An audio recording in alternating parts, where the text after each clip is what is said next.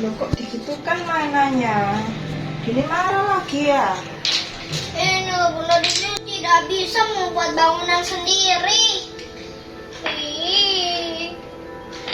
Ya Dini gak boleh marah. Kalau gak bisa itu ya tetap terus dicoba sampai akhirnya bisa. Dini ingat waktu dulu Dini belajar sepeda. Nah itu kan enggak langsung bisa ya, sampai berapa hari itu, seminggu baru bisa. Kalau Dini marah-marah terus ya nggak tetap bisa, tapi kalau dicoba terus nanti akhirnya bisa. Dini harus bisa mengendalikan marah agar Dini bisa menekan mainannya dengan baik.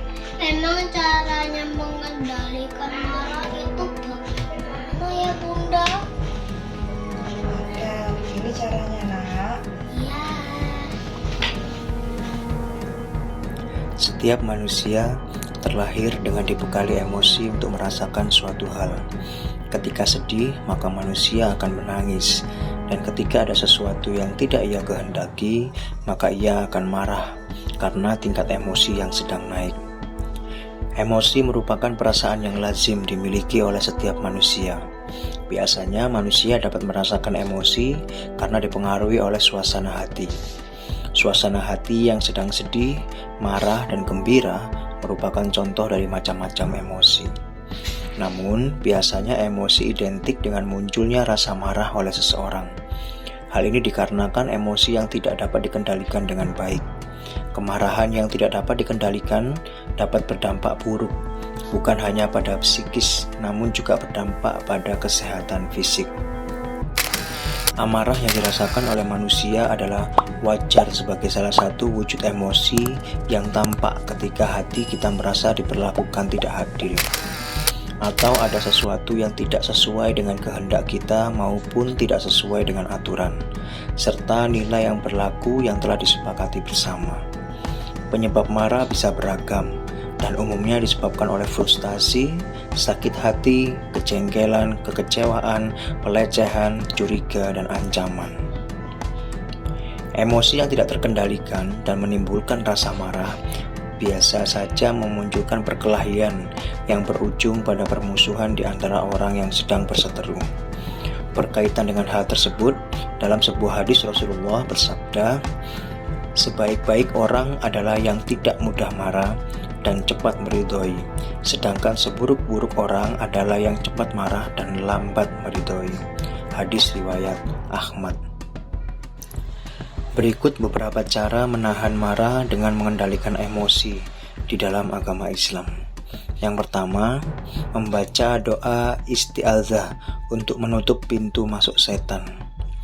Dengan membaca doa isti'adzah, maka setan akan menyingkir dan lari sehingga ia tidak mampu lagi mengobarkan bara api amarah di hati kita.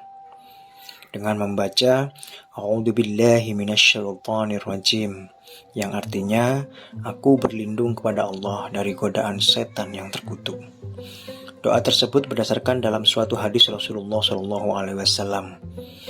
Beliau bersabda, "Sungguh, aku akan mengajari suatu kalimat yang apabila ia mengucapkannya, maka akan hilang apa yang ia dapatkan marah. Jika ia membaca A'udzubillahi minasyaitonirrajim, niscaya hilanglah apa yang ia dapatkan. Hadis riwayat Ahmad, Bukhari, dan Muslim. Yang selanjutnya, membaca doa ketika marah.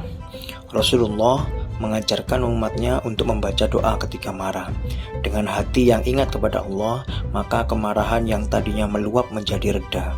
Rasa kesal dan jengkel yang tadinya menguasai hati menjadi sirna, dan pikiran yang tadinya kacau menjadi terkontrol. Yang ketiga, menjaga lisan dengan diam. Biasanya ketika sedang emosi, hal yang paling sulit untuk dikendalikan adalah perkataan. Oleh karena itu, apabila merasa emosi atau marah, sebaiknya lekaslah diam agar perkataan yang keluar dari mulut ketika sedang emosi tidak melukai hati orang lain. Dari Ibnu Abbas radhiyallahu anhu, Rasulullah shallallahu alaihi wasallam bersabda, "Jika kalian marah, diamlah." Hadis riwayat Ahmad. Yang keempat, merubah posisi ketika marah. Ketika sedang emosi atau marah, maka sebaiknya mengambil posisi yang lebih rendah. Ketika marah dengan posisi berdiri, maka duduklah. Dan jika marah dengan posisi duduk, maka berbalinglah. Hal ini sesuai hadis dari Abu Dzar radhiyallahu anhu, Rasulullah shallallahu alaihi wasallam menasihatkan, apabila kalian marah dan dia dalam posisi berdiri, hendaknya dia duduk, karena dengan itu marahnya bisa hilang. Jika belum juga hilang, hendak dia mengambil posisi tidur. Hadis riwayat Ahmad dan Abu Daud. Yang kelima, mengucap istighfar. Ketika marah, perbanyaklah mengucap kalimat istighfar, karena amalan istighfar dapat menenangkan hati dan pikiran sebagai alternatif cara mengendalikan emosi menurut Islam. Yang keenam, berwudu. Ketika marah, maka berwudulah. Hal ini dikarenakan salah satu fungsi air adalah untuk mematikan api, termasuk api setan yang berkobar dalam hati kita dan berwujud dalam rasa marah. Dalam sebuah hadis dari Urwah Asy-Sya'bi radhiyallahu anhu yang artinya, sesungguhnya marah itu dari setan, dan setan diciptakan dari api, dan api bisa dipadamkan dengan air. Apabila kalian marah, hendaknya dia berwudu. Hadis riwayat Ahmad dan Abu Daud. Yang ketujuh, berzikir. Berzikir merupakan amalan yang sangat dianjurkan kepada umat Islam untuk dikerjakan kapanpun. Berzikir ketika sedang emosi dapat membuat hati menjadi tenang. Dengan hati yang tenang, maka emosi pun dapat dikendalikan. Yang kedelapan, mengingat keutamaan menjaga emosi. Dalam suatu hadis, Rasulullah SAW bersabda, siapa yang berusaha menahan amarahnya, padahal dia mampu meluapkannya, maka dia akan Allah panggil di hadapan seluruh makhluk pada hari kiamat, sampai Allah menyuruhnya untuk memilih bidadari yang dia kehendaki. Hadis riwayat Abu Daud, Tirmizi. Keutamaan menjaga emosi yaitu disenangi banyak orang, mudah dalam bergaul sesuai ajaran Islam, tidak mudah dipengaruhi atau dihasut, serta fisik dan mental menjadi lebih sehat. Ketika seseorang dapat mengingat keutamaan-keutamaan tersebut, maka ia akan lebih bisa mengontrol emosinya. Yang kesembilan, memaafkan. Ketika marah dengan seseorang karena dikecewakan, disakiti, dan lain sebagainya, maka cara paling ampuh untuk mengurangi rasa marah tersebut adalah dengan belajar memaafkan kesalahan orang lain yang dapat memicu emosi. Dalam Al-Quran surat Asy-Syura ayat 37 Allah berfirman yang artinya, dan bagi orang-orang yang menjauhi dosa-dosa besar dan perbuatan-perbuatan keji, dan apabila mereka marah, mereka memberi maaf. Dan yang ke-10, introspeksi diri dan berpikir positif. Introspeksi diri berarti merenungkan setiap perbuatan dan perkataan yang telah dilakukan. Selain introspeksi diri, selalu berpikir positif dalam menghadapi persoalan dan masalah juga menjadikan pikiran tenang.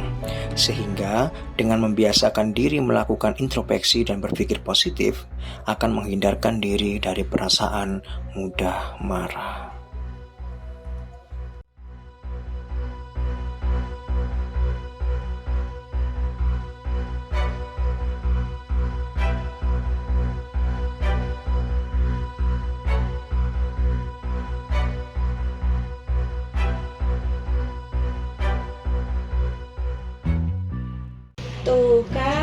bisa kalau nggak marah-marah. Lore, sudah jadi bangunannya. Iya Bunda. Makasih ya Bunda. Tini akan selalu mengendalikan marah Tini. Iya nak.